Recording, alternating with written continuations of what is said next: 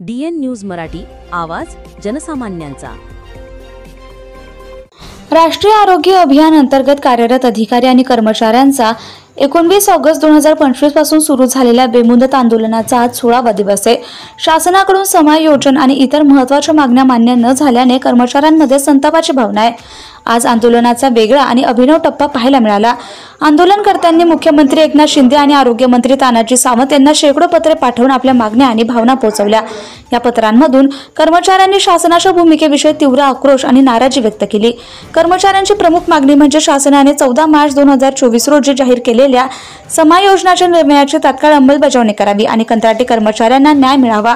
आरोग्य विभागातील कंत्राटी कर्मचाऱ्यांच्या अस्थिर सेवेमुळे त्यांच्या भविष्यावर प्रश्नचिन्ह निर्माण झाले। अनेक जिल्ह्यातील NHM अधिकारी आणि कर्मचारी आंदोलनात सहभागी झाले असून राज्यभरातील आरोग्य सेवा ठप्प होण्याचा धोका निर्माण झाला आहे। आंदोलन तीव्र करण्याबाबत पुढील काही दिवसात निर्णायक भूमिका घेतली जाण्याची शक्यता आहे। कर्मचाऱ्यांनी स्पष्ट केले आहे की शासनाने तात्काळ सकारात्मक निर्णय घेतला नाही तर आंदोलन अधिक व्यापक स्वरूप धारण करेल। Bureau report, DN news Marathi, Yavatmal. Subscribe now and press the bell icon. Never miss an update.